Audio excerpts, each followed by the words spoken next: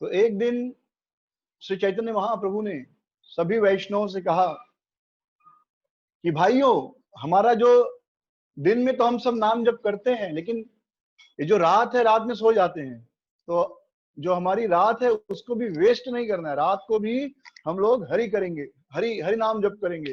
तो आज से हर रात को हम लोग पूरे रात भर नाम संकीर्तन करेंगे और हरि नाम की गंगा में नित्य स्नान करेंगे, जिससे कि पूरा विश्व जो है शुद्ध हो जाए और हम सब भगवान श्री कृष्ण के चरण कमल को प्राप्त कर सकें। तो इसलिए आपने देखा होगा इस्कॉन मंदिरों में और बहुत सी जगहों पर निर्जल एकादशी के दिन, एकादशी के दिन और कुछ विशेष उत्सव है तो रात भर कीर्तन चलते रहता है। और आप यदि हमारे इस्कॉन मायापुर मंदिर में जाएंगे और इस्कॉन वृंदावन मंदिर में जाएंगे तो वहां पर आप देखेंगे कि निरंतर 24 घंटे कीर्तन होते रहता है। इस्कॉन वृंदावन मंदिर में तो मंदिर के अंदर होता है 24 घंटे कीर्तन, और जो मायापुर है वहां पर जो है 24 घंटा जो कीर्तन का सेवा है, वहां पर 24 घंटा कीर्तन होता है। तो वैष्णव बड़े खुश हो गए, बड़े एनर्जाइज हो गए कि अब से हम सब रोज जो है कीर्तन करेंगे, रोज हरि नाम का जप करेंगे। क्योंकि एक वैष्णव का जो असली धन है वो हरि नाम संकीर्तन है। और यदि 4 वैष्णव मिलकर हरि नाम संकीर्तन करने का प्रयास करें तो और आनंद बढ़ता है। उसी के लिए तो भक्त भक्ति में आते हैं, क्योंकि असली धन जो है भक्तों का क्या है, हरे कृष्ण महामंत्र। तो सारे भक्त बड़े प्रसन्न हुए और उन्होंने चैतन्य महाप्रभु से कहा कि आज से आप हमारे मुखिया हैं, लीडर हैं, और आपके मार्गदर्शन में हम लोग रोज कीर्तन करेंगे और हम सबके हृदय में भाव भक्ति का प्रकाश होगा।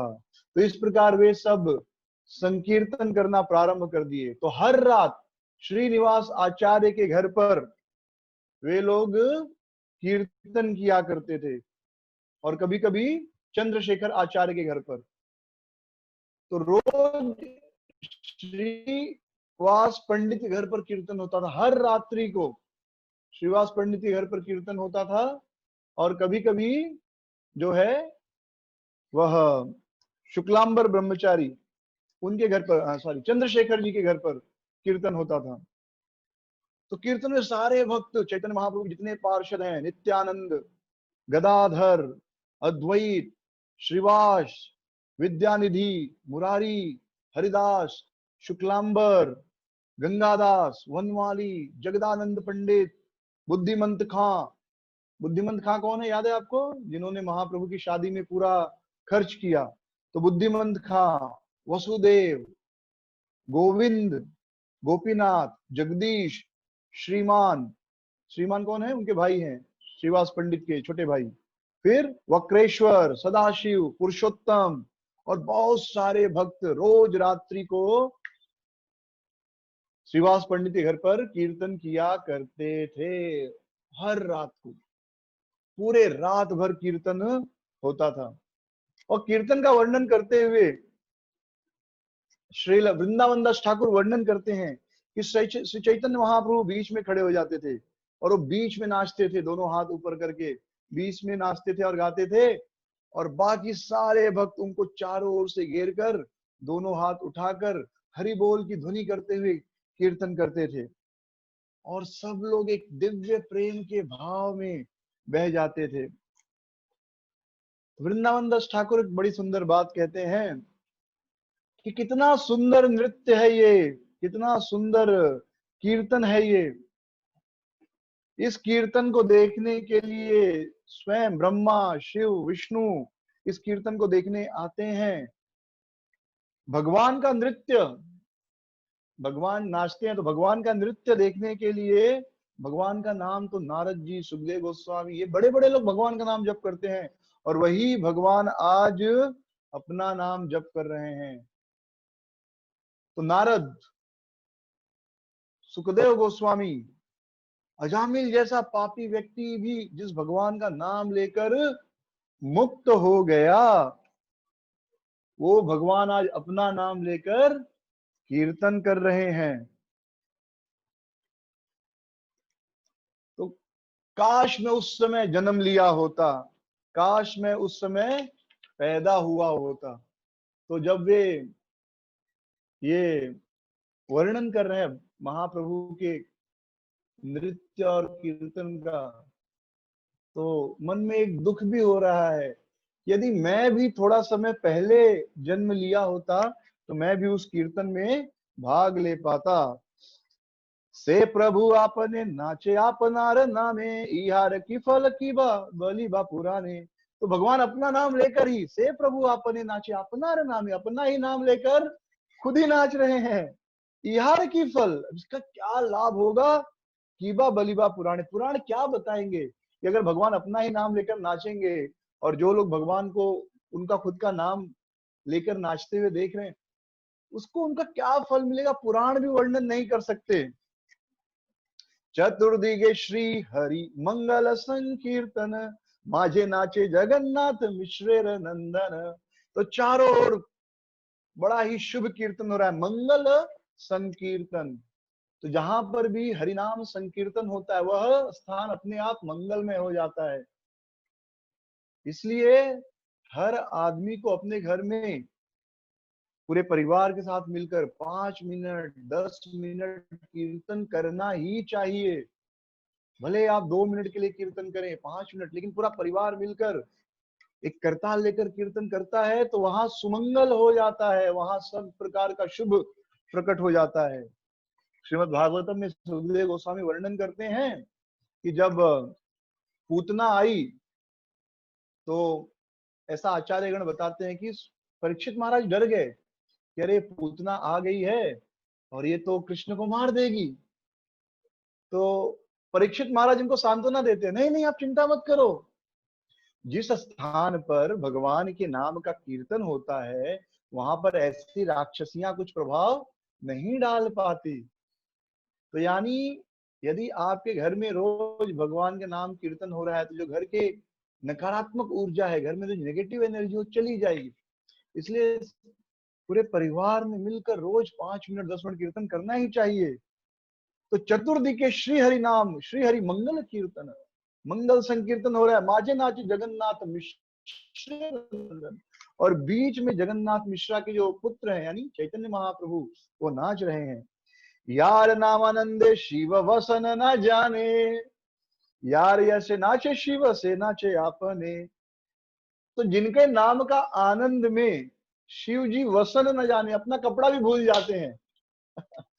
तो वर्णन है कि एक बार भगवान का नृत्य कीर्तन देखकर शिव जी नाचने लगे, एकदम भाव में आ गए। और वैसे भी वो कम कपड़ा पहनते, खाली लंगोटी पहनते हैं, ऊपर एक टैवल जैसा बांध लेते हैं जो वाघ का चमड़ा होता है, वाघ चाम। तो नाच रहे थे, उनका वो कपड़ा भी गिर गया शिव जी का। लेकिन शिव जी इतने आनंद में थे कि वो, उनको ये ध्यान भी नहीं रहा कि जो कपड़ा पहना था वो सब भी गिर गया। तो जिनके नाम के आनंद में शिव जी वसन न जाने, अपने कपड़े को भी भूल जाते हैं। यार यश नाचे शिव से नाचे अपने। और अब स्वयं शिव जी जिनका नाम लेकर नाचते थे वही भगवान अपना नाम लेकर खुद नाच रहे हैं। यार नामे वाल्मीकि हैला तपोधन, यार नामे अजामिल पाइल मोचन। तो उन्हीं भगवान का नाम लेकर वाल्मीकि को बहुत सारा तप का धन प्राप्त हुआ। वाल्मीकि जी ने क्या तपस्या की? वाल्मीकि जी तो एक क्या थे, वो हंटर थे, शिकारी थे, एक्चुअली लुटेरे थे, डाकू थे, लोगों को लूटते थे। लेकिन वही वाल्मीकि जी उन भगवान का नाम लेकर तपोधनी बन गए, बहुत तप हो गया जिसके प्रभाव से वाल्मीकि ऋषि बन गए। नहीं तो उसके पहले तो वो लुटेरे थे। यार नामे अजामिल पाइल मोचन, और उन्हीं भगवान का नाम लेकर अजामिल को मुक्ति मिल गई।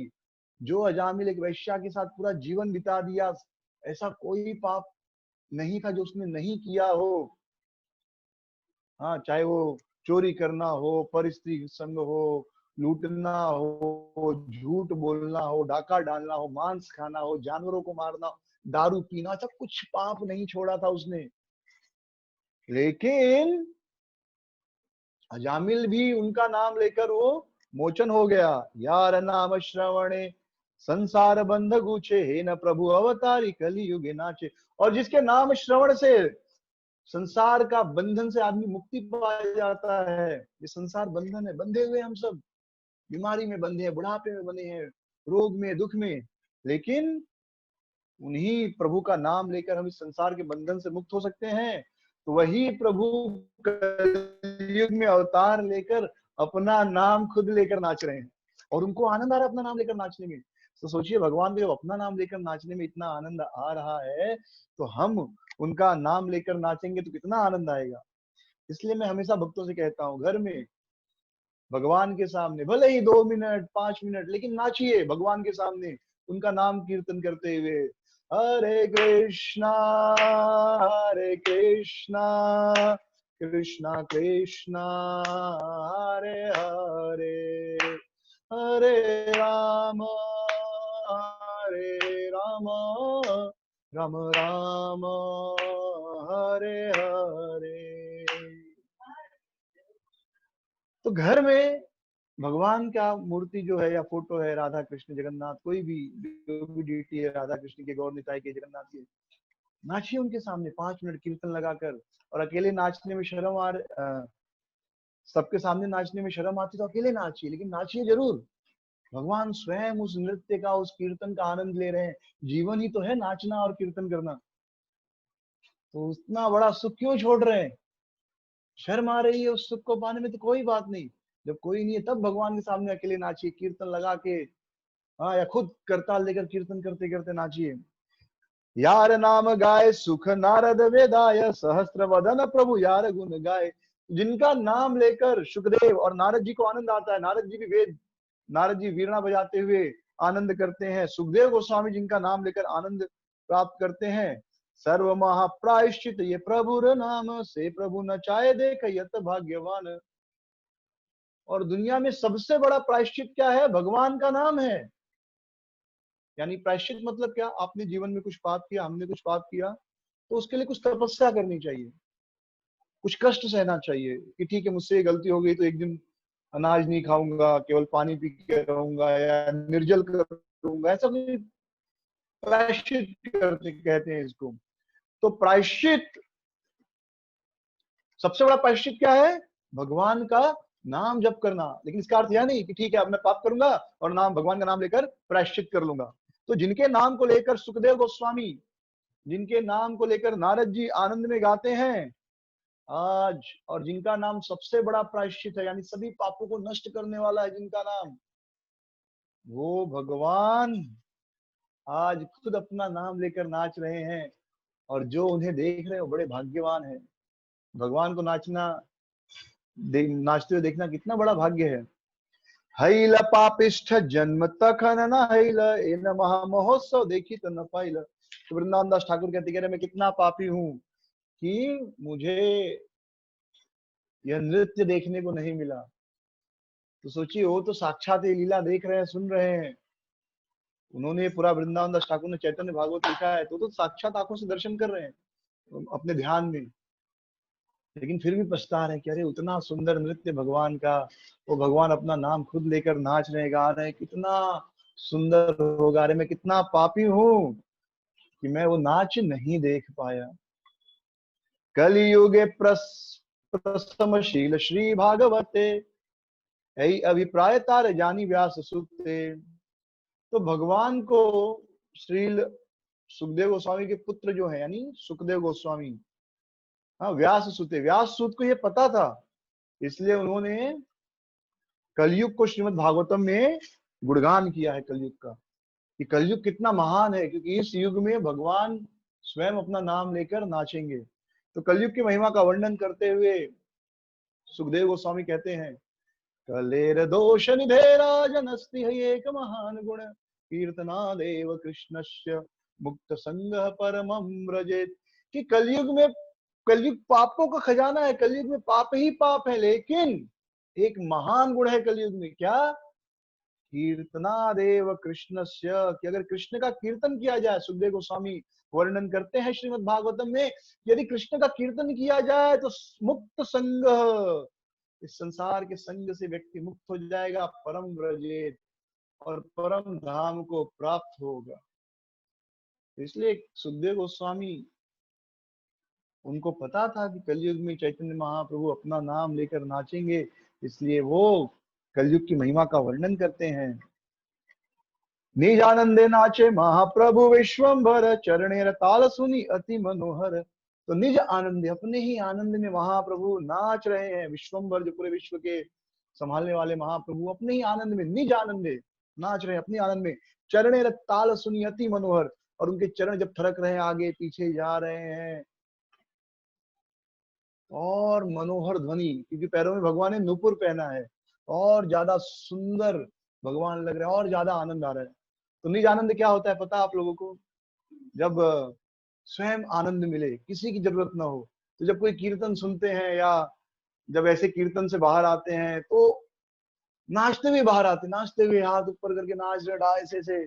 आप देखेंगे कोई जब बहुत खुश होता है तो अपने आप ही नाचता है, तो उसे फर्क नहीं पड़ता आसपास कौन है। या आप देख सकते हैं बच्चा कुछ खेल रहा है, कुछ फर्क नहीं आसपास कौन क्या कर रहा है, बस अपने में मस्त है वो, उसे कहते निज आनंद। लेकिन वह आनंद थोड़े समय के लिए है, जो हम भौतिक है।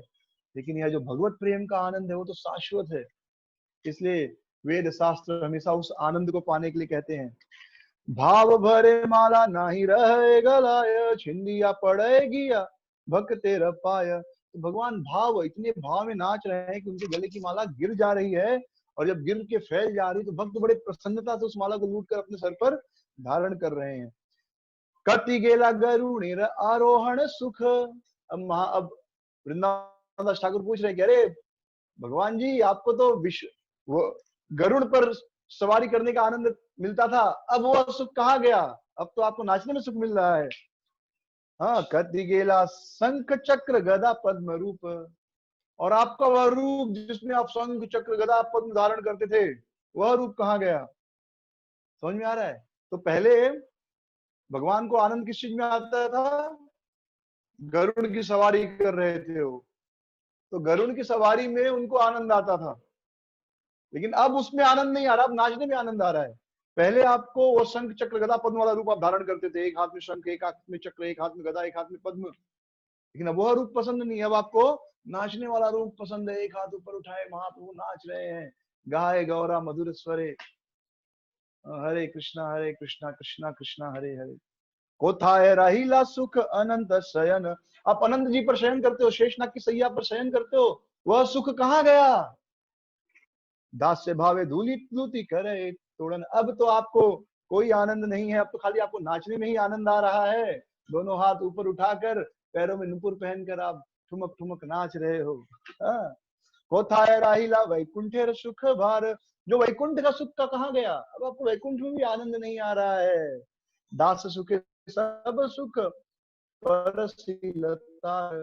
जो दास, वैकुंठ के सुख भी आपको कोई आनंद नहीं है। तो भगवान वैकुंठ में बैठते हैं लक्ष्मी जी के साथ, अपनी प्रिया लक्ष्मी जी के साथ, अपनी पत्नी के साथ, और देवतागण उनकी स्तुति करते हैं, उनकी प्रशंसा करते हैं, उनकी सेवा करते हैं। लेकिन भगवान को उसमें भी आनंद नहीं आ रहा है। अब भगवान को किस चीज में आनंद आ रहा है? दास से सुखे सब सुख पसरी लालतार। अब उनको केवल एक ही चीज में आनंद आ रहा है, दोनों हाथ ऊपर उठाकर, पैर थरकाते हुए, हरे कृष्णा कृष्णा कृष्णा हरे हरे, हरे राम राम राम हरे हरे। कति गेला रमार वदन दृष्टि सुख। जो रमा को देखकर, लक्ष्मी को देखकर आपको जो सुख मिलता था, वह सुख कहाँ है? अब आप वह सुख नहीं मांग रहे हैं। लक्ष्मी जी को देखकर उनको सुख मिलता था, बार बार लक्ष्मी जी को देखते थे, लक्ष्मी जी बहुत सुंदर है। हाँ, लक्ष्मी सहस्त्र, करोड़ों करोड़ों लक्ष्मियां भगवान की सेवा करती, तो लक्ष्मी जी को देखकर बड़ा सुख मिलता है। लेकिन अब वो आपको वह सुख भी आनंद नहीं दे रहा है। अब आपको खाली विरही हैया कांडे तुली बहुमुख, बस आपको बस एक ही आनंद आ रहा है, या अपना दोनों हाथ उठाकर अपने ही विरह में नाच रहे हो। यानी वृंदावन दास ठाकुर बता रहे हैं, क्या बता रहे हैं? कि जो आनंद वैकुंठ में नहीं है, जो आनंद गरुड़ की सवारी करने में नहीं है, जो हाथ चतुर्भुज विष्णु रूप में नहीं है, जो आनंद लक्ष्मी जी को देखने में नहीं है, वह आनंद हरिनाम संकीर्तन करने में है। हरे कृष्णा कृष्णा कृष्णा हरे हरे, हरे राम राम राम हरे हरे। तो सोचिए, वैकुंठ का सुख भी हरि नाम के सुख के आगे फीका है। लक्ष्मी जी कितनी सुंदर होंगी, इस संसार की स्त्रियां, सबसे सुंदर स्त्री भी लक्ष्मी जी के पैर का नाखून के बराबर भी नहीं, यानी कुछ नहीं, तुच्छ एकदम। तो लक्ष्मी जी को देखकर भगवान को कितना सुख मिलता होगा, गरुड़ जी पर सवारी करने में कितना मजा आता होगा। लेकिन ये सारे सुख हरिनाम के सुख के आगे फीके हैं, और भगवान वही सुख का आनंद ले रहे हैं। शंकर नारद आदि यारदाश्य पाना, सर्वेश्वर तिरक्षरी भ्रमिदास हना। तो बड़े बड़े व्यक्ति जो हैं, शंकर जी, नारद जी आदि, ये सब जो है सब सुख छोड़कर, अपना सारा ऐश्वर्य छोड़कर आपकी सेवा का आनंद ले रहे हैं। से ही प्रभु आप नारदंते तृण करी, दास योग मागे सब सुख परिहरी। और वही भगवान जिसकी सेवा नारद जी, सुखदेव गोस्वामी, शंकर जी कर रहे हैं, वो भगवान आज क्या कर रहे हैं? वो भगवान अपने दांतों में तृण लेकर, यानी बड़े ही नम्र बनकर सबसे कह रहे मुझे भक्ति दो, मुझे भक्ति दो, अपनी भक्ति की भिक्षा मांग रहे हैं।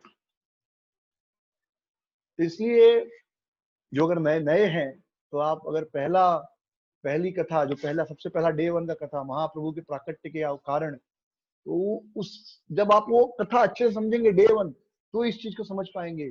कृष्ण अभी, यानी कृष्ण महाप्रभु के रूप में प्रकट हुए, तो महाप्रभु के भाव में नहीं है वो अभी उनका भाव क्या है?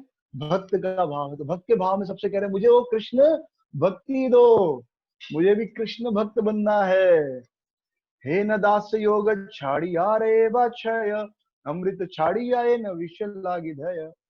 हे न दास योग छाड़ी, जो कोई भी व्यक्ति ऐसे भगवान की सेवा छोड़कर और कुछ चाहता है, वह कैसा है? वह व्यक्ति तो वैसा ही है जैसे अमृत छोड़कर जहर मांग रहा हो। यानी इस संसार में अगर भगवान की भक्ति करने का मौका मिल गया, नाम जप करने का मौका मिला, तो कोई व्यक्ति उस नाम जप को करने का मौका छोड़कर, भक्ति करने का मौका छोड़कर संसार के सुख मांगने की इच्छा करे कि मुझे बड़ा घर चाहिए, बड़ा बंगला चाहिए, तो वह आदमी क्या कर रहा है? वह आदमी अमृत छोड़कर विष मांग रहा है। तो अधिकतर हम में से अधिकतर लोग, 100 में से, करोड़ों में से कोई एक को छोड़ दे, तो अधिकतर लोग भक्ति या कोई भी चीज करते हैं तो उद्देश्य होता है कुछ भौतिक लाभ मिले।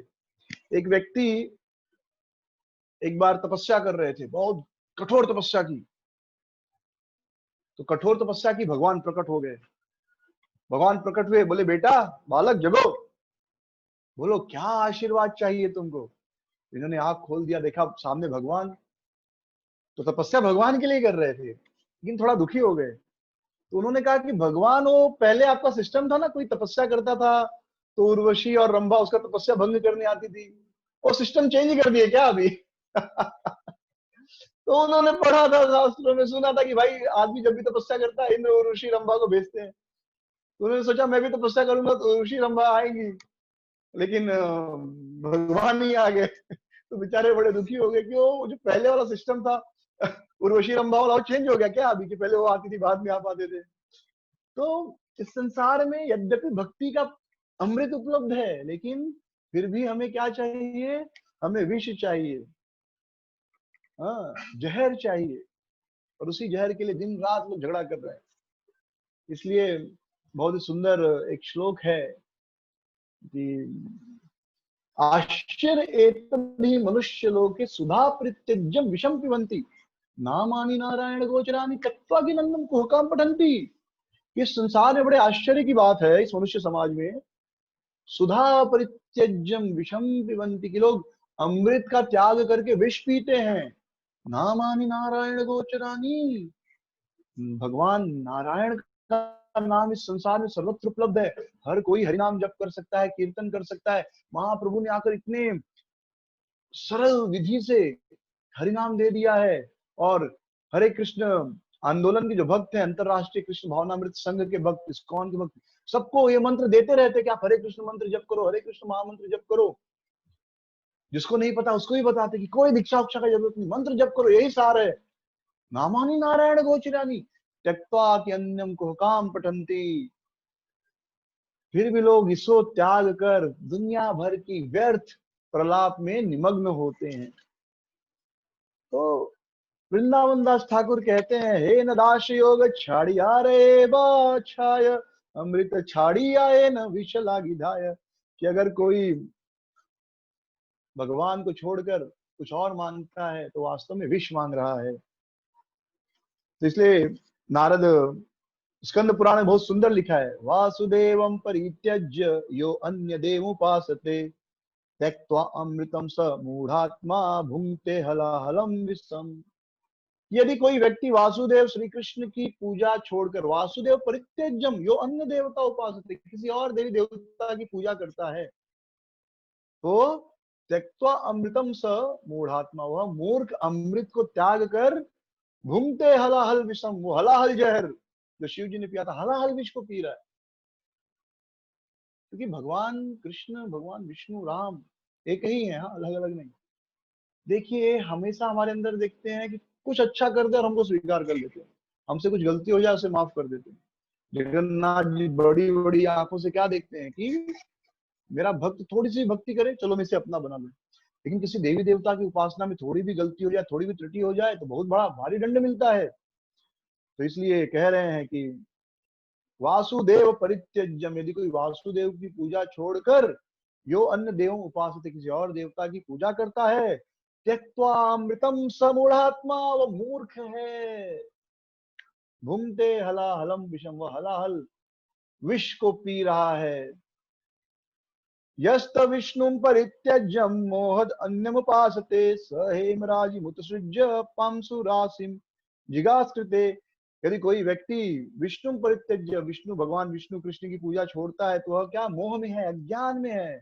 स हेमराजिम उत्सृज्य पांसु राशिम जिगाकृषि, तो उसने क्या किया है, उसने सोने का भंडार छोड़कर राख को स्वीकार किया है। जैसे किसी को कहा जाए हाँ सोने का भंडार है आप ले लो, कहेगा नहीं नहीं सोने का भंडार नहीं चाहिए, चूल्हे में राख है वो दे दो। ये उसी प्रकार है जैसे कोई कहे कि नहीं मुझे कृष्ण की भक्ति नहीं करनी है, मैं तो किसी देवी देवता की भक्ति करूंगा। तो कृष्ण की भक्ति छोड़कर देवी देवता की भक्ति करना वैसा ही है जैसे सोने का खजाना छोड़ दो और राख के लिए प्रयास करो। सवाक्य ने भागवत पढ़े व पढ़ाय, भक्ति प्रभाव नाही आहार जिह्वाय। तो कोई व्यक्ति अगर श्रीमद् भागवतम पढ़ता है या पढ़ाता है, वह भगवान की महिमा का गुणगान क्यों नहीं करता? भागवतम का उद्देश्य क्या है? भगवान की महिमा का गुणगान करना। शास्त्रेर न जानी मर्म अध्यापन करे, गर्द भारे पाए न शास्त्र बही मरे। यदि कोई भागवतम पढ़ रहा है, भगवत गीता पढ़ रहा है, सारे पुराण वेद पढ़ रहा है, लेकिन कृष्ण की पूजा नहीं कर रहा है, तो यह वैसा ही है जैसे कोई गधा बोझ लेकर ढो रहा हो। तो सारे ग्रंथ गधे के बोझ जैसे हैं, ये धाम जा रहे, वो धाम, 4 धाम तीर्थ यात्रा सब कुछ कर रहे हैं, लेकिन कृष्ण की पूजा नहीं कर रहे हैं, अंत में हरे कृष्ण महामंत्र जप नहीं कर रहे हैं। तो इसका अर्थ क्या है? इसका अर्थ है कि वह व्यक्ति गधे जैसा है। गधा देखो खाली बोझ ढोता है, कितना भी बोझ ढोए गधा, अंतिम में उसको उसका मालिक सूखी घास ही देने वाला है और कुछ नहीं। तो वैसे ही आप सब शास्त्र पुराण वेद पढ़ लो, ये धाम वो धाम ये तीर्थ यात्रा, लेकिन आप नाम जप नहीं कर रहे हैं, तो ये कैसा है? गधे के बोझ जैसा। ऐ मत्र शास्त्र बहे अर्थ नाही जाने, अधम सहाय अर्थ अधम वाखाने। तो यदि कोई शास्त्र नहीं पढ़ता है, केवल यदि कोई शास्त्र पढ़ रहा है पर भगवान की भक्ति नहीं कर रहा है, तो वो व्यक्ति केवल क्या है? अधम व्यक्ति है। वह, उसे कुछ पता नहीं कि वास्तव में भक्ति क्या है। अब इसके आगे वर्णन आता है कि इस प्रकार महाप्रभु के अंदर बहुत, जब महाप्रभु कीर्तन कर रहे थे, नृत्य कर रहे थे, तो बड़ा ही सात्विक भाव प्रकट हो रहा था। और शास्त्रों में ऐसा वर्णन ही नहीं, महाप्रभु के नृत्य का वर्णन। उनके आंखों से अश्रु आ रहे थे, उनका शरीर कभी एकदम कठोर हो जाता था, जैसे लोहे का खंभा हो। लोहे का खंभा या पत्थर के खंभे को आप मोड़ नहीं सकते, उसमें ऐसे उंगली डालेंगे तो वो टेढ़ा मेढ़ा नहीं होगा, एकदम कठोर होता है। तो कभी उनका शरीर एकदम कठोर हो जाता था और कभी एकदम मक्खन की तरह मुलायम हो जाता था। कभी उनके हाथ 2-3 फीट लंबे हो जाते थे, कभी छोटे हो जाते थे। इस प्रकार महाप्रभु नाच रहे थे और सारे उनके पार्षद एक दूसरे को देख रहे थे और बाकी सारे पार्षद भी नृत्य कर रहे थे, कीर्तन कर रहे थे। और महाप्रभु कीर्तन करते करते, नृत्य करते करते किसी को कहते, शिव सुनो, हे शुकदेव। तो नाच कौन रहा है? नाच रहे हैं गदाधर पंडित, श्रीवास आचार्य, अद्वैत आचार्य, शुक्लांबर, फिर श्री राम पंडित। लेकिन ये सब अलग कृष्ण लीला में कौन थे? ये सब शिव जी है, शुक्ल सुखदेव गोस्वामी है, प्रहलाद महाराज है, उद्धव है, नारद है। यही सब गौर लीला में आए हैं, अलग अलग नाम लेकर। तो कृष्ण लीला का नाम लेकर सबको बुला रहे थे। तो इस प्रकार संकीर्तन की ध्वनि, मृदंग जब बजता है संकीर्तन में, ढिन धिन तक धिन धिन तक, हाँ, या तिन ना ना तेरे तेरे ना खिन्न खिनक धा तिद्धा तिद्धा धी, ये ट्यून है जब हम लोग कीर्तन करते हैं। तिन ना ना तेरे तेरे ना खिन्न खिनक धा तिद्धा तिद्धा धी, तिन ना ना तेरे तेरे ना खिन्न खिनक धा तिद्धा तिद्धा धी, तेरे किते धा तेरे किते धा तेरे किते धा। स्लो ट्यून है। और एक मीडियम में होता है, धिन्न तित्ता तित्ता धिन्ना धिन्न तित्ता तित्ता धिन्ना धिन्न तित्ता तित्ता धिन, तेरे खिते धा तेरे खिते धा तेरे खिते धा। और फास्ट बजाते तो मृदंग का आवाज बड़ा, ऐसा नहीं कि एक ही जैसा मृदंग बजता है, मृदंग अलग अलग ट्यून में बजता है। फास्ट बजाते तो कैसे बजाते हैं? धिन्न तक धिन्न तक धिन्न तक धिन्न था, तकित धा तकित धा धिन्न तक धिन्न तक। वैसे मृदंग की जब आवाज, जब मृदंग बज रहा था और साथ में करताल, हाँ, एक दो तीन, करताल बजता, tin tin tin tin tin tin, तो ऐसे करताल बज रहा था। तो मृदंग और करताल की आवाज, और सारे भक्त हरि बोल हरि बोल, ऐसे जब सभी भक्त नाच रहे थे तो मृदंग और करताल की ध्वनि चारों ओर फैल गई। और ऐसा लगा कि आकाश से बादल गरज रहे हैं। ऐसा लगा कि कोई शेर, हजारों शेर एक साथ दहाड़ रहे हैं और आकाश में उनकी ध्वनि प्रतिध्वनित हो रही है। और जो संकीर्तन के शत्रु थे वो डर गए, उनके शरीर में कपकपी आ गई और गुस्सा भी आया कि ये लोग क्या कर रहे हैं। और उनको आश्चर्य भी हुआ कि क्या चल रहा है, ये क्या चल रहा है ये। तो वे सब बहुत क्रोधित हो गए। तो उन्होंने जानने का प्रयास किया कि ये श्रीवास पंडित के घर में क्या हो रहा है। उनको इच्छा हुई जानने की, ये श्रीवास पंडित के घर में क्या हो रहा है। तो सब श्रीवास पंडित के घर में गए और बाहर से दरवाजा खट खट खट खट खट खट, दरवाजा खटखटा रहे थे।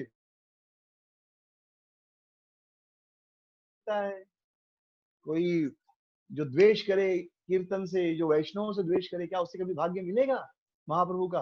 दरवाजा खुलता ही नहीं था, कोई खुलता ही नहीं दरवाजा। तो वो लोगों को बड़ा गुस्सा आता था। अब देखिए, एक कहावत है, अंगूर नहीं मिले तो खट्टे। तो जब उनको महाप्रभु का नृत्य नहीं देखने को मिला, क्योंकि योग्य नहीं थे वो लोग, बहुत ईर्ष्यालु थे। और ईर्ष्यालु लोग जब कीर्तन नृत्य देखेंगे तो कुछ बुरा ही बोलेंगे। लेकिन जब उनको कीर्तन नहीं देखने को मिला तो लगे बुराई करने, बोलने लगे, पता नहीं ये निमाई पंडित ये कौन सा नया विधि शुरू किया है पूजा का, ये क्या नॉनसेंस है, मूर्खता है ये। इस प्रकार नाचना गाना, पूरे रात मृदंग करताल बजाना, पड़ोसियों की नींद खराब करना, ये कोई भक्ति है? लोग कहते हैं ये कोई भक्ति है? आप लोग माला लेकर हाथ में जप करते हो दिन भर, हरे कृष्णा, रोड पर चलते हुए, बस में बैठे हुए, ट्रेन में, ये कोई भक्ति है? ये वही लोग कहते हैं जो कभी माला जप नहीं करते। ठीक है भाई, ये भक्ति नहीं तो क्या भक्ति बताओ? तुम्हारे जैसा एक भी माला जप नहीं करना वो भक्ति है? उनको पूछना, ठीक है ये भक्ति नहीं तो क्या भक्ति है? आप तो माला छूते हो, आप तो माला भी नहीं छूते, तो क्या वो भक्ति है माला नहीं छूना? तो कम से कम माला छू तो रहे, कम से कम भगवान का नाम ले तो रहे, भले बस में, भले ट्रेन में, भले रोड पर चलते हुए, क्या गलत है? हाँ। तो जो लोग ऐसा कहते, समझ जाओ कभी माला को हाथ नहीं लगाते, नहीं तो समझते हैं वो लोग कि माला जप करना, नाम जप करना कितने आनंद की बात है। तो उन लोगों ने कहा, ये क्या भक्ति है ऐसे रात भर जप करना, कीर्तन करना? तो किसने कहा, नहीं नहीं, ये लोग पूजा नहीं कर रहे हैं, ये लोग तांत्रिक लोग हैं, ये दारू पीते हैं, शराब पीते हैं, और भगवान जाने अंदर क्या क्या करते हैं, इसलिए लोग दरवाजा नहीं खोल रहे हैं। तो किसी ने कहा कि ये जो नया धर्म आया है नाचने और गाने का, ये जो मुस्लिम शासक है ये अलाउ नहीं करेंगे, ये लोग अनुमति नहीं देंगे। देखना, काजी को जब पता चलेगा, काजी आएगा और इन सब का मृदंग उर्दंग तोड़ देगा। तो क्या करते, जैसे आप देखोगे, जैसे ही ये लोग दुश्मन आते हो क्या करते हैं, जब गुस्सा आता है तो क्या करते हैं, आपको मृदंग लेकर फोड़ देंगे, करताल फेंक देंगे, क्या चल रहा है ये सब, मृदंग करताल तोड़ देंगे। तो जैसे ही काजू को पता चलेगा आएगा और वो सब मृदंग करताल तोड़ देगा। तो किसी ने कहा अरे निमाई पंडित पहले अच्छा था, लेकिन अब बुरा हो गया है, अब वह बुरा हो गया इन लोगों के साथ रहकर। इन लोगों ने उसका दिमाग भ्रष्ट कर दिया है, पता नहीं क्या दिमाग में रख दिया उसके। अरे पता नहीं अवधूत नित्यानंद कहाँ से आ गया, और ये शिवा अद्वैत आचार्य कहाँ से आ गए, पता नहीं अद्वैत ये हरिदास कहाँ से आ गए, ये नित्यानंद कहाँ से आ गया। तो अद्वैत आचार्य तो शांतिपुर रहते थे, नवदीप नहीं रहते थे। और हरिदास ठाकुर तो कहाँ से, वो दूसरे जगह से थे, बाद में अद्वैत आचार्य उनको लेकर आए। और नित्यानंद प्रभु कहाँ के थे, एक चक्र के थे, बराबर। तो ये सब नवदीप के नहीं थे, बाद में सब नवदीप में जमा हो गए। तो सब कहने लगे अरे कहाँ आ गया नौरी नित्यानंद ये सब, उनको बड़ा गुस्सा आया। फिर एक ने कहा अरे नहीं, ये अद्वैत ये नित्यानंद ये श्री हरिदास ये सब ने ही निमाई को बिगाड़ दिया है। तो किसी ने कहा नहीं, अरे वो तो बाहर वाले, उनका क्या गलती है, सब गलती श्रीवास का है, ये तो यहीं रहता है श्रीवास, और इसी ने सबका दिमाग खराब कर दिया, सबको बाहर बाहर से लाकर यहाँ जमा करके पूरे रात भर हो हल्ला कर रहा है। अगर ये अपने घर में लोगों को कीर्तन करने ही नहीं देता तो समस्या कहाँ से आती। हाँ, अब देखना एक दिन हम सबको, ये जो मुसलमान लोग हैं इनके कारण हमको दुख झेलना पड़ेगा, ये सब मुसलमान शासक आएंगे और हमें परेशान करेंगे, हम सबको कष्ट होगा। तो एक दिन हम सबको, पीछे लोग, हम सबको एक कष्ट होगा इन मुसलमान शासकों के कारण। और एक काम करते हैं हम लोग, पूरे इनको जला देते हैं, इसके घर को, श्रीवास पंडित के घर को जला देते हैं, तब यह जो है रुक जाएगा। तो उसी में से इस प्रकार जो लोग थे जिनको महाप्रभु के कीर्तन में एंट्री नहीं मिला, तो वे लोग तरह तरह का विधि करने लगे, जिससे वे श्रीवास पंडित को बदनाम कर सके, उनका नाम खराब कर सके। तो उसमें एक ब्राह्मण थे जिनका नाम था गोपाल चप्पल। तो उन्होंने क्या किया, रात के अंधेरे में श्रीवास पंडित के घर के बाहर, श्रीवास ठाकुर के घर के बाहर बहुत सारा दारू, मांस और हड्डी, जो तांत्रिक लोग पूजा में उपयोग करते हो, सारी चीजें उन्होंने बाहर रख दी। तो सुबह, और दारू की बोतल रख दी, क्योंकि तांत्रिक ये सब उपयोग करते हैं, दारू, राख, भस्म, वो लाल तरह का पाउडर, लाल जो टीका लगाते हो सब।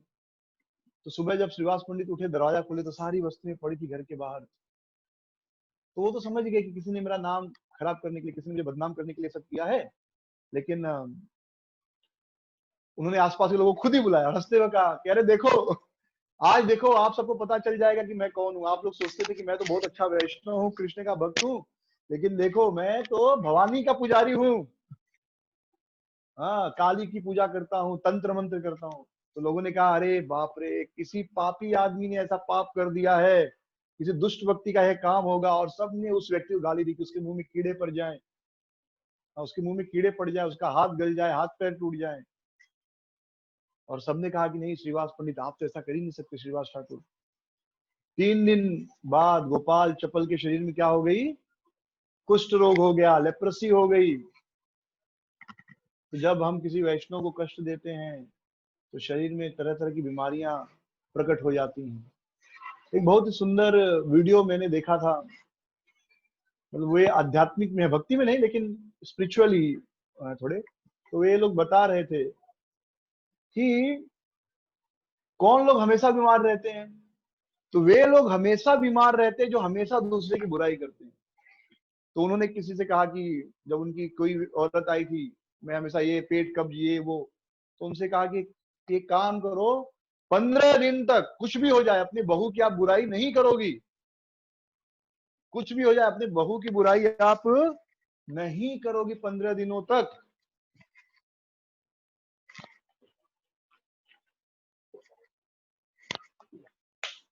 और और कुछ दवाई दवाई मतलब ऐसे ही कुछ शक्कर की पूड़ी उड़ी दे दी कि ये भी खाओ और ये काम करना है आपको। तो 15 दिनों तक सास ने अपनी बहू की बुराई नहीं की। बड़ा मुश्किल काम है लेकिन कर लिया। या बहू ने सास की बुराई नहीं की। और धीरे धीरे देखती है कि उनके जो घुटने का दर्द था इत्यादि वो कम हो गया पहले की तुलना में। तो होता क्या है, जब हम दूसरे की बुराई करते हैं तो उसका जो कर्म है हम खुद लेते हैं। अपना कर्म तो है, अपना कर्म तो है, अपना कर्म ही झेलना मुश्किल है, दूसरे का कर्म क्यों लेना। यदि कोई आपकी बुराई करता है ना तो बुरा मत मानिए, खुश रहिए कि आपकी जो कर्म है बुरे हो जा रहे हैं। खुश होना चाहिए, अच्छा है मेरे बुरे कर्म वो ले रहा है मेरी बुराई करके, तो खुशी की बात है। हम नाराज हो जाते हैं। और किसी की बुराई करके खुद खुश नहीं होना चाहिए। हम किसी की बुराई करें तो उसके बुरे कर्म ले रहे हैं, हमको दुखी होना चाहिए, कह रहे मैं क्यों बुराई करूं, उसके बुरे कर्म क्यों लूं। तो जो किसी का बुराई करता है उसको बीमारी होना ही होना है। तो उनके पूरे शरीर में क्या हो गया, लेप्रेसी, कुष्ठ हो गया। उनके शरीर से खून बहने लगा, फोड़े हो गए, जैसे कुष्ठ में होता है ना, शरीर सड़ने लगता है। नाक जो है वो सड़ के गल गई। उनकी पत्नी ने उनको घर से बाहर भगा दिया, भागो यहाँ से। पूरे शरीर से इतनी बदबू आती थी, दुर्गंध, कोई पास में नहीं रखता था। सोचिए इतना बुरा है बुराई करना, और वैष्णव की बुराई किया। वैष्णव के साथ ठीक है, बुराई करना तो दूर अलग बात है, तो पूरी तरह उनको बदनाम करने का प्रयास किया। तो जो भी आदमी किसी वैष्णव को बदनाम करने का प्रयास करता है, इतनी बुरी हालत हो सकती है। इसलिए कभी भी वैष्णवों को बदनाम करने का है, वैष्णव छोड़िए किसी को भी क्यों बदनाम करना, हमारा काम नहीं है किसी को बदनाम करना। तो बेचारे गंगा के किनारे रहने लगे। तो एक दिन गोपाल चप्पल ने देखा महाप्रभु को, महाप्रभु को देखा। उन्होंने कहा महाप्रभु, आपका और मेरा गांव एक ही है, तो गांव के संबंध से मैं आपका चाचा लगता हूँ, आप मेरे भतीजे लगते हो। तो आप देखो मैं कितना बुरी तरह इस कुष्ठ रोग से परेशान हूँ। आपका अवतार ही हुआ है लोगों का उद्धार करने के लिए, बद्ध जीवों को दुख से तारने के लिए। मुझे भी इस दुख से तारिए, मेरा भी दुख दूर कीजिए। तो ये सच है, महाप्रभु आए थे बद्ध जीवों का उद्धार करने के लिए, उनके दुख को दूर करने के लिए, कृष्ण प्रेम देने के लिए। लेकिन यहाँ पर उन्होंने ऐसा नहीं किया, क्यों? क्योंकि वो दुनिया को बताना चाहते थे कि मैं सब पर कृपा करूंगा, तो उस व्यक्ति पर कृपा नहीं करूंगा जो वैष्णव के प्रति अपराध करता है। और इस प्रकार चैतन्य महाप्रभु वैष्णव के महत्व को समझाना चाहते थे। तो चैतन्य महाप्रभु ने कहा नहीं, मैं तुम पर कोई कृपा नहीं करूंगा। तुमने मेरे प्रिय भक्त श्रीवास पंडित, उनका अपमान किया है, श्रीवास पंडित का अपमान किया है, इसलिए उनको बदनाम करने का प्रयास किया श्रीवास पंडित को। इसलिए मैं तुम्हें जन्म जन्मांतर नरक में सड़ाऊंगा, और जन्म जन्मांतर तुम्हारा शरीर सड़ेगा और उस शरीर में कीड़े पड़ेंगे और वो कीड़े तुम्हारा शरीर खाएंगे। और ऐसा कह के महाप्रभु चले गए। लेकिन फिर भी महाप्रभु अंत में, देखिए भगवान के अंदर एक कमी है, वो अपनी दया नहीं छोड़ सकते। तो महाप्रभु ने दया की। तो हुआ क्या कि जब महाप्रभु संन्यास के बाद कुलिया आए थे, तो गोपाल चप्पल फिर उनके पास आए और उनसे कहे कि महाप्रभु मुझे क्षमा कर दीजिए। तो चैतन्य महाप्रभु ने कहा कि मैं तुम्हें क्षमा कर दूंगा जब श्रीवास श्रीवास पंडित तुम्हें क्षमा कर देंगे। तो गोपाल चप्पल ने श्रीवास पंडित से क्षमा मांगी और महाप्रभु ने उनको क्षमा कर दिया। तो इस प्रकार यद्यपि के वैष्णव अपराध अगर हम करते हैं तो उसी वैष्णव से क्षमा मांगनी होती है, तभी भगवान हमें माफ करते हैं। जैसे दुर्वासा ऋषि ने अम्बरीश महाराज के प्रति अपराध किया, फिर पूरा ब्रह्मांड घूम कर आए, कहीं शरण नहीं मिली। अंत में जब अम्बरीश महाराज से क्षमा मांगी, और अम्बरीश महाराज ने तो पहले से ही क्षमा कर दिया था, तो अलग बात है, लेकिन जब उन्होंने अम्बरीश महाराज से क्षमा मांगी, तब अम्बरीश महाराज ने सुदर्शन से प्रार्थना की कि हे सुदर्शन, मैं आपसे प्रार्थना करता हूँ कि यदि मेरे पास थोड़ी भी भक्ति, मैंने थोड़ा भी कृष्ण का भक्ति किया है, तो आप इनका पीछा करना छोड़ दो। सोचिए इतनी दया अम्बरीश महाराज ने। उनको गुस्सा नहीं आया कि नहीं काट दो इसको, इसने मुझे मेरी जान लेने का प्रयास किया, ऐसा नहीं किया। तो जिसके प्रति अपराध किया उससे हमें क्षमा मांगनी चाहिए, तो भगवान क्षमा करते हैं, तब भगवान क्षमा करते हैं। तो इस प्रकार श्रीवास ठाकुर के घर पर, श्रीवास पंडित के घर पर कीर्तन चलते रहा, और पूरे 1 साल नहीं कहते कब विश्राम लेगा, जब महाप्रभु संन्यास ले लेंगे। तो महाकाव्य में कवि कर्णपूर्ण बताते हैं कि कब यह कीर्तन शुरू हुआ, माघ महीने के पहले हिस्से में, और जब महाप्रभु गया से वापस आ गए उसके बाद कीर्तन शुरू हुआ, और एक अब तक चला जब तक महाप्रभु ने संन्यास लिया। और इस संकीर्तन में महाप्रभु ने बहुत सारे ऐश्वर्य प्रकट किए। तो एक दिन महाप्रभु रात को कीर्तन कर रहे थे, एकाएक कीर्तन करते करते जितनी भी शालिग्राम शिला थी श्रीवास पंडित के घर में, सारी शालिग्राम शिला अपने गोद में लेकर जो विष्णु का मंदिर होता है, ऑल्टर, वेदी, उस वेदी पर जाकर बैठ गए, और 3 घंटे तक महाप्रभु विष्णु तत्व के बारे में, विष्णु की महिमा का वर्णन करने लगे। वो कहने लगे कि कलयुग में मैं कृष्ण हूं, कलयुग में मैं ही कृष्ण था, मैं ही नारायण हूं, मैं ही देवकी नंदन हूं। तो जय गौर से ही कृष्ण से ही जगन्नाथ, वही गौर है, वही कृष्ण, वही जगन्नाथ है। तो महाप्रभु इस प्रकार अपने राम कृष्ण स्वरूप को, कृष्ण बलराम स्वरूप को, जगन्नाथ बलदेव सुभद्रा स्वरूप को प्रकट कर रहे थे। महाप्रभु कहते हैं कि मैं अनंत कोटि ब्रह्मांडों का स्वामी हूं। तुम जिन मूर्तियों की पूजा करते हो, जैसे कोई राम जी की पूजा करता होगा, कोई नरसिंह देव की पूजा करता है, कोई कृष्ण बलराम की करता है, कोई जगन्नाथ बलदेव सुभद्रा, कोई गौर निताई, तो भक्त अलग अलग विष्णु तत्वों की पूजा करते, कोई वराह देव की, ये सब कृष्ण ही है। लेकिन हर भक्त का भाव अलग है, तो भगवान के उस भाव के रूप में पूजा करता है। जैसे एक भक्त गृहस्थ थे, ब्रह्मचारी थे, तो वो नरसिंह देव की पूजा करते थे। तो किसी ने कहा कि अरे आप कृष्ण की पूजा करो, नरसिंह देव तो कृष्ण से ही आते हैं। उन्होंने कहा अरे राम और कृष्ण तो गृहस्थ थे, मैं ब्रह्मचारी हूँ, मैं ब्रह्मचारी होकर किसी गृहस्थ की पूजा नहीं करूंगा। नरसिंह देव भी ब्रह्मचारी है, मैं ब्रह्मचारी की पूजा करूंगा। तो ये भक्तों के भाव होते हैं। हाँ, इसमें कुछ गलत या कुछ सही नहीं है, ये कोई सिद्धांत नहीं है। अब हर ब्रह्मचारी सोचे कि नहीं, अब मैं राम की पूजा नहीं करूंगा क्योंकि राम जी गृहस्थ थे, या मैं कृष्ण की पूजा नहीं करूंगा क्योंकि कृष्ण गृहस्थ थे, या गृहस्थ सोचने लगे मैं नरसिंह देव की पूजा नहीं करूंगा या वामन देव की पूजा नहीं करूंगा क्योंकि वो ब्रह्मचारी थे। इसमें कुछ गलत सही नहीं है। एक भक्त एक भाव विकसित कर लेता है भगवान के प्रति, तो ठीक है, तो ये कोई सिद्धांत नहीं है, लेकिन उस भक्त का भाव है जो विशेष है, उस भक्त के लिए सही है, उस भक्त के लिए वो सही है। हमारे लिए ना सही है ना गलत है, दोनों नहीं है, ठीक है।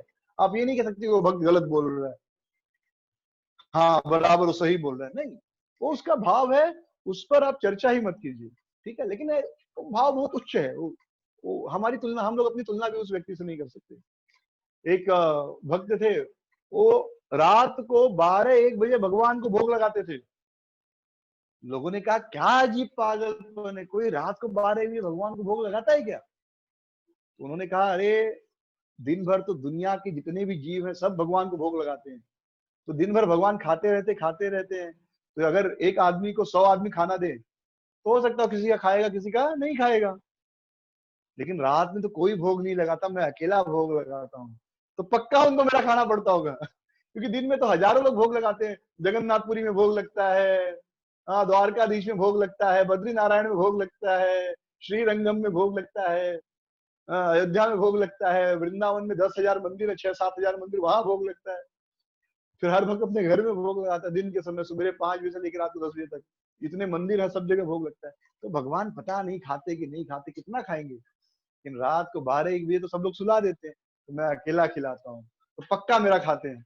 तो ये भक्त का भाव है, आप ये नहीं कर सकते गलत है, रात को 12 बजे क्यों खिला रहे हैं। वो भक्त भक्ति में इतना उन्नति कर चुका है कि भोग लगा रहा है, लेकिन हम उनका अनुकरण नहीं कर सकते, हम उनके जैसा नहीं कर सकते, अभी भी हम साधना भक्ति कर रहे हैं, ठीक है। तो भगवान कहने लगे मैं ही कृष्ण हूँ, मैं ही बलराम हूँ, मैं ही देवकी नंदन हूँ, तुम जिसकी भी पूजा करते हो, वामन देव की करते हो, नरसिंह देव की करते हो, वराह की कर रहे हो, राम की कर रहे हो, मैं वही राम कृष्ण वराह हूँ, तुम सब मेरे सेवक हो। मैं तुम्हारे लिए वैकुंठ छोड़कर यहाँ पर आया हूँ, और तुमने प्रेम से मुझे जो दूध, दही, मक्खन, छाछ, पेड़ा, संदेश, जो कुछ प्यार से खिलाओ सब मैं खाता हूँ। तो भगवान को दूध, दही, मक्खन बड़ा पसंद है, छाछ बड़ी पसंद है, पेड़ा, संदेश जो दूध को फाड़ कर छेना बनाते हैं ना, फिर पनीर, बड़ा पसंद है भगवान को, राइट। क्यों? तो भगवान के लिए सब नियम नहीं, लेकिन ये चीजें हम जब खाते हैं तो हमें शक्ति मिलती है, और मैं बार बार ये दोहराता हूँ कि ये चीजें हमेशा देसी गाय की दूध से बनी होनी चाहिए, और ऐसी गाय जिसकी प्रेम से सेवा हो रही हो। तो इसलिए किसी कंपनी का दूध नहीं खरीदना चाहिए, वहां पर तो पैसे के लिए करते हैं। लेकिन जो लोग गो भक्त हैं, गो सेवक, जो वैसे लोग बड़े प्रेम से गैया मैया की सेवा करते हैं, गौ मैया की, वहां से आप दूध लीजिए। भले आपको 10 रुपया 15 रुपया महंगा दूध मिले, आपको दवाई का खर्चा नहीं आएगा। नहीं तो बाद में आप हर महीने 2000 3000 की ब्लड प्रेशर इसकी उसकी डॉक्टर की दवाई खाओगे। लेकिन अगर कहीं गो सेवक से आपको दूध मिल रहा है, भले 10 रुपया महंगा, मार्केट में अगर 70 रुपया है और गो सेवक आपको 80 रुपया 90 रुपया में दे रहा है, वो दूध आपको अमृत है, आपकी बीमारी बचेगी। लोग दही में पानी मिला के छाछ कहते, छाछ हो गया, वो छाछ नहीं, वो दही है। जब दही को मथते हैं, मक्खन निकलता है, फिर जो बच जाता है पानी, वो छाछ है। वो छाछ जब आप पिएंगे तो शरीर को ठंडक मिलेगी। यानी देसी गाय के दूध का बना हुआ दही को मथने के बाद जो पानी बचता है और मक्खन निकल जाता है, तो जो पानी बचता है उसको जब आप पिएंगे, वो छाछ है। वो गर्मी के दिनों में आप सुबह पिएंगे तो आपको धूप नहीं लगेगी, गर्मी की बीमारी नहीं होगी। आजकल लोग क्या करते हैं, अमूल का दूध लाते, जो जर्सी गाय का है, पता नहीं कैसे बना, उसमें पानी मिला के घोल के देंगे, बोलेंगे छाछ पीजिए। उससे कोई फायदा नहीं होने वाला, कुछ फायदा नहीं, बल्कि नुकसान होगा। तो तुम सबने बड़े प्रेम से दूध दही मक्खन छाछ सब कुछ मुझे खिलाया, मैंने सब खाया, लेकिन अभी भी मुझे भूख लगी है, जाओ लेकर आओ जो है आपके पास। सोचिए, जो पूरी दुनिया को खिलाता है, अपने भक्त से कहता है खिलाओ। आपने ये प्रेम देखा होगा।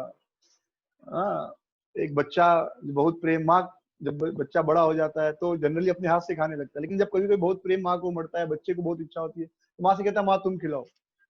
या कुछ विशेष अवसर होता है, माँ अपने हाथों से खिलाती है, या एक बहन अपने भाई को खिलाती है। या आपने देखा होगा, स्पेशली मूवीज में देखा होगा। हाँ, वो खाली शादी के पहले तक ही गर्लफ्रेंड बॉयफ्रेंड को अपने हाथ से खिलाती है, बाद में तो फिर अलग बात है। तो ये बहुत प्रेम का प्रदर्शन है कि हम खुद कमा कर ला रहे हैं, लेकिन फिर भी हम अपेक्षा करते हैं कि जो हमसे प्रेम करता है अपने हाथों से खिलाए। और उसमें एक विशेष प्रेम, तो चाहे वात्सल्य हो चाहे माधुर्य का सुख हो, एक विशेष प्रेम मिलता है माँ के हाथों के खाना खाकर। बहन खिला रही हो, पत्नी खिला रही हो, भाभी खिला रही हो, एक विशेष प्रेम है उसमें। वैसे भगवान भी चाहते हैं कि मेरे भक्त मुझे खिलाए, तो सबको लाओ जो है तुम्हारे पास। तो सारे भक्त बड़े खुश हो गए, श्रीवास रमाई पंडित गदाधर अद्वैत आचार्य पुंडरिक विद्यान, सारे भक्त प्रसन्न हो गए। सबके पास जो कुछ था सब ला दिए, जो कुछ था सब लाए, और भगवान सब खा गए। भगवान तो पूरा ब्रह्मांड खाकर पचा सकते हैं। हाँ, आप सबने यदि वृंदावन परिक्रमा की होगी तो गोवर्धन लीला में आपने सुना होगा, जब गोवर्धन लीला हुई तो कितना सामान जगन्नाथ अरे गिरिराज जी को भोग लगा, और कृष्ण सब खा गए। हाँ, तो सारे भक्त हाथ जोड़कर इस प्रकार भगवान को खाते हुए देखकर बड़े प्रसन्न हो रहे थे। फिर कृष्ण ने कहा अन्य और अन्य और लाओ और लाओ। मतलब चैतन्य महाप्रभु ने कहा और लाओ, भूख लगा है, पेट भरा नहीं। अब भक्त बेचारे परेशान, अब तो कुछ बचा ही नहीं, जो कुछ था सब खिला दिए, कच्चा पक्का। तो फिर भक्तों ने कहा कि प्रभु आपके पेट में तो पूरा ब्रह्मांड है, पूरा ब्रह्मांड भगवान के मुख में है, भगवान के पेट में है, तो हम जो भी थोड़ा बहुत लाएंगे उससे आपको क्या फर्क पड़ने वाला है। वो बोलते हैं ना, ऊंट के मुंह में जीरा। अब ऊंट का मुंह बहुत बड़ा होता है, ऊंट ही कितना बड़ा होता है, उसका पेट कितना बड़ा होता है। तो ऊंट का मुंह कितना बड़ा होता है, इतना बड़ा तो मुंह होता है, उसके मुंह में एक जीरा डालोगे पता चलेगा ऊंट को। वो तो आपके हमारे मुंह में भी एक जीरा डालेंगे तो पता नहीं चलेगा, फिर ऊंट को कैसे पता चलेगा। तो भगवान को कुछ देंगे, भगवान को क्या पता चलेगा। तो हमारी, हम तो इतने गरीब हैं, इतने छोटे, हम आपको अर्पित कुछ करेंगे तो उससे आपको क्या फर्क पड़ने वाला है।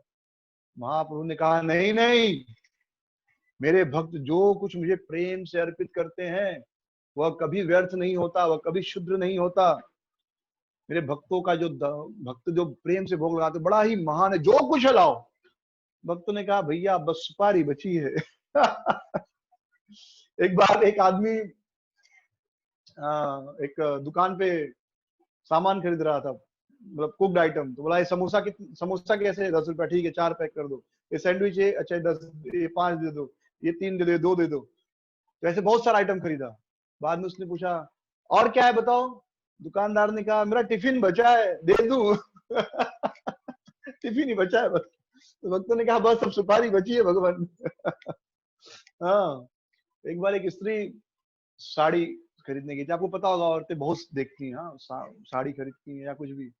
तो एक दुकानदार साड़ी दिखा रहा था, एक साड़ी दिखाया, दूसरा दिखाया, तीसरा दिखाया। औरत बोले थे और दिखाओ और दिखाओ और दिखाओ। दिखाते दिखाते थक गया, सब दिखा के हो गया। औरत ने कहा और कुछ है दिखाओ। तो आदमी ने कहा मेम साहब अब मेरा टिफिन डब्बा ही बचा, वो खोल के दिखा दूं बस। तो भक्तों ने कहा भैया बस ये सुपारी बची है। भगवान ने कहा लाओ। तो भक्तों ने लाया और महाप्रभु ने बड़े प्रेम से खाया। तो फिर सभी भक्तों ने प्रेम से सुपारी अर्पित की, भगवान ने बड़े प्रेम से खाया। और फिर उन्होंने कहा मांगो क्या आशीर्वाद चाहिए, क्या वरदान चाहिए, जो वरदान चाहिए मैं तुमको दूंगा। इस प्रकार भगवान अपने ऐश्वर्य भाव में कुछ समय तक थे, फिर वो बेहोश हो गए, अचेत अवस्था में चले गए। बेहोश नहीं बोल सकते, अचेत, यानी बाह्य स्फूर्ति थोड़ी देर के लिए समाप्त हो गई। फिर जब उन्हें अपना होश आया तो भक्तों के गले में हाथ डालकर, अभी भक्त भाव में हो गए ना, तो भक्तों के गले में हाथ डालकर कहने लगे मेरे भाई, मेरे बंधु, मेरे मित्र, मेरे सखा। तो कहा अभी तो भगवान वाला स्वरूप पूरे ब्रह्मांड को खा रहे हैं, और कहा अब रो रहे मेरे भाई। इसके पहले क्या कह रहे थे, मैं ही कृष्ण हूं, मैं ही राम हूं, मैं ही जगन्नाथ हूं, मैं विश्वम्भर हूं, पूरा विश्व मेरे अधीन है। और वो सच बोल रहे थे, तभी कृष्ण भाव में थे। और अभी एकाएक मेरे भाई, मेरे सखा कृष्ण कहाँ मिलेंगे, रो रहे हैं।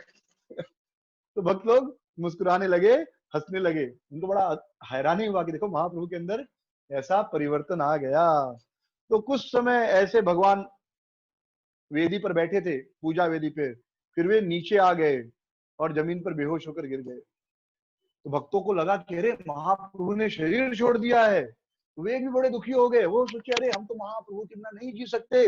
वो भी जोर जोर से रोने लगे कि हम भी आत्महत्या कर लेंगे, सुइसाइड कर लेंगे। तो भगवान तो देख नहीं सकते कि हमारे भक्त दुखी हो, तुरंत होश में आ गए और जोर से चिल्लाए हरि बोल, गौर प्रेमानंदे, हरि हरि बोल।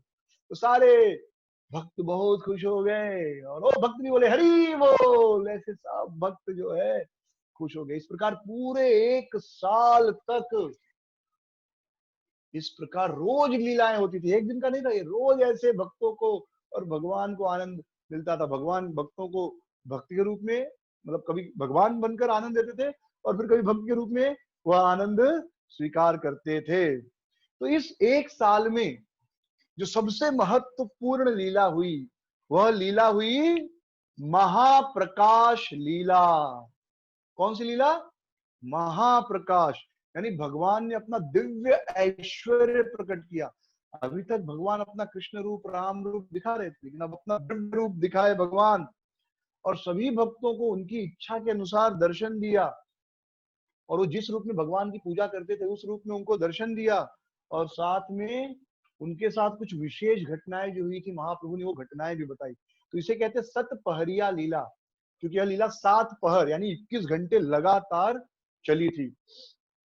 तो महाप्रभु एक दिन नित्यानंद प्रभु के साथ श्रीवास ठाकुर के घर पहुंचे। सारे भक्त वहां पर जमे थे। तो महाप्रभु ने इशारा किया और सभी भक्तों से कहा संकीर्तन प्रारंभ करो। तो सभी भक्त कीर्तन करने लगे, हरे कृष्णा कृष्ण कृष्ण हरे हरे, हरे राम राम, राम राम हरे हरे। ऐसे सभी भक्तों ने कीर्तन शुरू किया। लेकिन महाप्रभु उस दिन नाचे नहीं, वो भगवत भाव में थे और जाकर आसन पर बैठ गए। हाँ, तो जब वो भगवत भाव में होते थे तो कभी कभी अचेतन हो जाते थे, क्योंकि अचेतन नहीं हुए। उस दिन वो होश में ही थे और विष्णु के ऑल्टर पर बैठ गए गौरांग महाप्रभु के रूप में, और उन्होंने भक्तों से आदेश दिया कि मेरा अभिषेक करो। भक्तों को आदेश किया कि मेरा अभिषेक करो अभिषेक मंत्रों से। तो कल हम लोग भगवान की अभिषेक विधि और मंत्रों का अर्थ सुनने वाले हैं, ठीक है। इसमें अभिषेक विधि भी सीखेंगे हम, लेकिन वो मेन नहीं रहेगा। कल मेन रहेगा उन मंत्रों का अर्थ क्या है जो अभिषेक के समय बोला जाता है, ताकि जब भी अभिषेक हो तो हम समझ सके कि क्या हो रहा है और क्या मंत्र चल रहे हैं और क्या ध्यान, मेडिटेशन, समाधि लगाना है।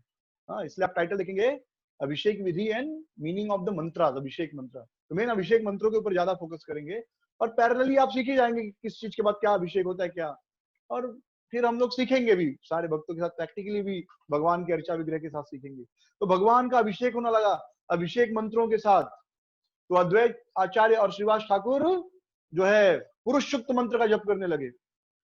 तो हमारे यहाँ जब मंदिरों में अभिषेक होता है, इस्कॉन मंदिरों में, तो हरे कृष्ण महामंत्र का अभिषेक सॉरी ब्रह्म संहिता जो चैंट करते हैं, और ब्रह्म संहिता चैंट करते हैं और हरे कृष्ण कीर्तन करते हैं।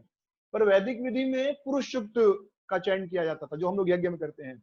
ओम सहस्त्र शीर्षा पुरुष सहस्राक्ष सहस्रपात् सभूमिं विश्वतो वृत्वा अत्यतिष्ठद्दशांगुलम् पुरुषमेव तगं सर्वं यद्भूतं यस्य भव्यम् उतामृतशेष्यानः यद् अनेनातिरोहति एतावानस्य महिमा अतो जायागंश पुरुष पादश्च भूतानि त्रिपादश्वधो वपुः।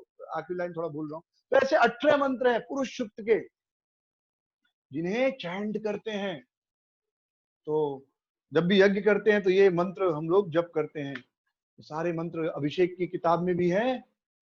तो इस प्रकार मंत्रों द्वारा भगवान की स्तुति होती है। और जब आपने कृष्ण स्तुति पढ़ी होगी, कृष्ण लीला पहला चैप्टर 10वें स्कंद का, तो आप देखेंगे होंगे कि जब भगवान सभी देवता भगवान के पास जाते हैं तो भी पुरुष सुक्त मंत्र से भगवान की स्तुति करते हैं, पुरुष सुक्त मंत्र द्वारा। तो इस प्रकार हरिदास अद्वैत आचार्य और श्रीवास पंडित ये पुरुष सुक्त मंत्र जपने लगे स्नान कराते हुए। और गंगा का जल, ऐसे बहुत सारे घड़े थे, उस घड़े से गंगा के जल से भगवान का अभिषेक कर रहे थे और मंत्र जप हो रहा था, हरि बोल की ध्वनि हो रही थी। और श्रीवास पंडित गंगा का जल लेकर आ रहे थे। वे सब बड़े भाग्यशाली थे। श्रीवास ठाकुर के जो सेवक थे घर के, वो दौड़ दौड़ के जा रहे थे गंगा नदी के पास और भर भर के बड़े बड़े मटके लेकर आ रहे थे और उन मटकों से भगवान का अभिषेक कर रहे थे। तो इस प्रकार उन सबको भी भगवान का अभिषेक करने का मौका मिला। फिर सभी भक्तों ने गोपाल मंत्र से जो है भगवान का पूजा किया। किम कृष्णाय गोविंदाय गोविंद वल्लभाय स्वाहा, ऐसे भगवान का अभिषेक किया। फिर उनकी स्तुति की। हे कृष्ण करुणा सिंधु दीन बंधु जगतपते गोपेश गोपिका कांत राधा कांत नमस्तुते। फिर उन सब ने भगवान को कुछ खाने के लिए दिया। अभिषेक के बाद भगवान की आरती होती है और भोग लगता है। भोग लगा, भगवान सब कुछ खा गए चैतन्य महाप्रभु। और उसके बाद उन्होंने उन भक्तों के साथ जो जो लीलाएं की थी, उन भक्तों को नहीं पता था कि भगवान हमारे साथ ये कर रहे हैं, लेकिन भगवान को तो सब याद रहता है और भगवान को पता होता है। तो सब कुछ बोलने लगे, भगवान बताने लगे। तो उन्होंने श्रीवास से कहा, श्रीवास पर कृपा करते सबसे पहले उन्होंने कहा, श्रीवास तुमको याद है एक बार तुम देवानंद पंडित के घर गए थे। देवानंद पंडित कौन है? देवानंद पंडित बहुत बड़े भागवत कथाकार थे, भागवत शास्त्र के ज्ञाता, परम ज्ञाता। भागवत उनके मुंह जुबानी था और उनके यहाँ पर बहुत से विद्यार्थी भागवत पढ़ने आते थे। तो तुम भागवत सुनने गए और जैसे तुमने भागवत सुना, तुरंत तुम्हारे हृदय में प्रेम प्रकट हो गया और तुम नाचने लगे, हा कृष्ण कह के रोने लगे, आपकी आंखों से आंसू आने लगा। लेकिन देवानंद पंडित और उनके शिष्य समझ नहीं पाए कि आप तो दिव्य भाव में हो उनको क्या लगा कि आप उनको डिस्टर्ब कर रहे हो, इसलिए उनके शिष्यों ने, देवानंद पंडित के शिष्यों ने आपको बाहर निकाल दिया। जब देवानंद पंडित के शिष्यों ने आपको बाहर निकाल दिया, देवानंद पंडित ने कुछ बोला नहीं है आपको, उन्होंने अपने शिष्यों को रोका भी नहीं कि अरे ये तो प्रेम के लक्षण है, भागवत सुनने का ये आखिरी परिणाम है, तो उन्होंने रोका नहीं। तो आप बड़े दुखी होकर रो रहे थे क्योंकि आप भागवतम सुन नहीं पा रहे थे। तब मैं आपके हृदय में प्रवेश किया और फिर से आपको भागवत सुनाया। मैं वैकुंठ से आया, वैकुंठ छोड़कर आपका दुख देखकर वैकुंठ छोड़कर आपके पास आया, आपके हृदय में प्रवेश किया और भागवतम सुनाया। और भागवतम सुनकर आप इतने आनंद में आ गए कि खुशी से आपकी आंखों से आंसू बहने लगे। जब श्रीवास सुने ये तो बहुत प्रसन्न हो गए कि भगवान कितने दयालु हैं, मेरा दुख दूर करने के लिए भगवान वैकुंठ से आए। फिर उसके बाद श्रीवास ठाकुर गंगादास से कहते हैं कि गंगादास, आपको याद है, तुम्हें याद है, एक बार आप नवद्वीप से भागने का प्रयास कर रहे थे अपनी बेटी पत्नी को लेकर, अपनी बेटियों को लेकर, अपनी पत्नी को लेकर, तो आप गंगा के किनारे आए रात्रि के समय, और उस समय कोई नाव वाला नहीं था, और आपके मन में डर लग रहा था। क्या डर लग रहा था?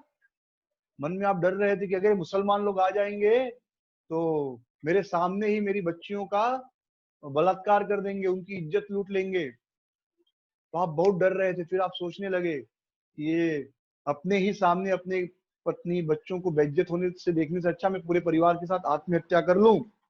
और जब आप ऐसा सोच रहे थे आत्महत्या करने के बारे में, उस समय मैं वैकुंठ से आया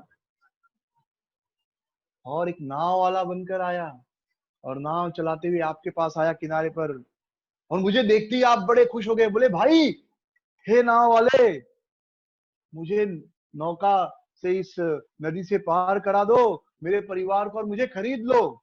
मेरा शरीर, मेरा जीवन, मेरा धन, सब कुछ तुम्हारा हो जाएगा। मैं तुम्हें 1 टका यानी 1 रुपया, बोलेंगे 1 रुपया, 1 रुपये तो चॉकलेट भी नहीं मिलता है।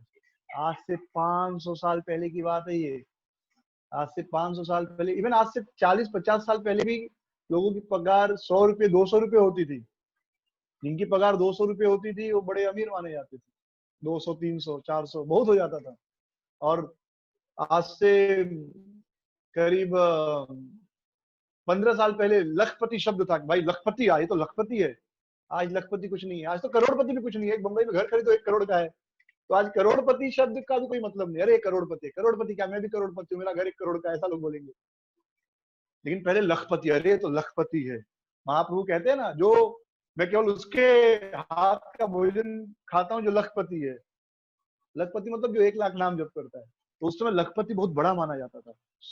तो 1 रुपया आज के समझो 10-20 हजार रुपए के बराबर था, आज से 500 साल पहले। तो मैं तुम्हें 1 रुपया दूंगा, और एक धोती दूंगा, चद्दर दूंगा, मुझे नदी पार कराओ। हाँ, तो मैंने आपको नदी पार कराई और फिर मैं वैकुंठ आया। क्या तुम्हें याद नहीं? और जब गंगादास पंडित ने यह सुना, एकदम प्रसन्न हो गए गंगादास, एकदम हृदय आभार से भर गया महाप्रभु के प्रति, और वे कुछ नहीं बोल पाए, केवल रोते रहे, और महाप्रभु के चरणों को उन्होंने पकड़ लिया। तो इस प्रकार बड़े आनंद के साथ दिन बीत रहा था। भक्त अलग अलग प्रकार से महाप्रभु की सेवा कर रहे थे। कोई उनको सुपारी दे रहा था, कोई पान दे रहा था, कोई उनको चामर कर रहा था, कोई उनके पैर दबा रहा था, कोई भगवान के सामने नाच रहा था। नाचना बहुत बड़ा भक्ति है। नाचने के लिए बच्चे जैसा हृदय चाहिए, जिसके हृदय में क्रिकेटनेस है ना, क्रिकेटनेस यानी धूर्तता, वो आदमी भगवान के सामने नहीं नाच सकता। पार्टी में नाच लेगा, दारू पी के, ड्रग्स पी के, आजकल हम सुनते हैं वो ड्रग्स, फिल्म इंडस्ट्री में सब लोग ड्रग्स लेते हैं, बराबर। तो कोई कह रहा था कि आज पता चला फिल्म इंडस्ट्री की सुंदरता का राज लक्स नहीं, ड्रग्स है। बराबर। तो ड्रग्स पीकर, दारू पीकर नाचना और भगवान के लिए नाचना जमीन आसमान का अंतर है। ड्रग्स पीकर, दारू पीकर वो पार्टी में नाचोगे, नरक जाओगे, और यमदूत पे डंडे मार मार के नचाएंगे। और भगवान के सामने नाचोगे तो गोलोक में भगवान के साथ नाचेगी। तो जिसका हृदय एकदम बच्चे जैसा है वही नाच सकता है। लोग कितना शर्माते हैं लोग। हाँ, वैसे नाच लेंगे शादी में, भगवान के सामने नाचने में, मंदिर में नाचने में बड़ा शर्म आता है लोगों को। लेकिन जिसका हृदय बच्चे जैसा है, निश्चल, वो आदमी एकदम बिंदास नाचता है भगवान के सामने। तो भले निश्चल नहीं तो भी भगवान के सामने नाचने करते करते सच्चाई हो जाएगी।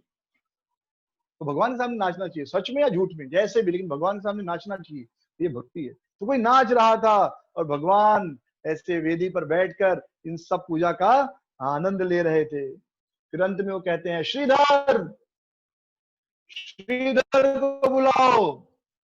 भक्तों ने कहा, ये श्रीधर कौन है? श्रीधर कहाँ से आएगा? किसी को पता नहीं था श्रीधर कौन था। तो महाप्रभु ने कहा, जाओ इस शहर के एकदम आखिरी में जाओ, और इस आखिरी में जाओगे तो आपको कोई आदमी मिलेगा जो हरि नाम जप कर रहा है, उसके मुख से निरंतर कृष्ण कृष्ण कृष्ण यह नाम मिलेगा। उसे जान लो, वही श्रीधर है, वही श्रीधर है। आज की कथा जो है यहाँ पर विश्राम लेंगे। और फिर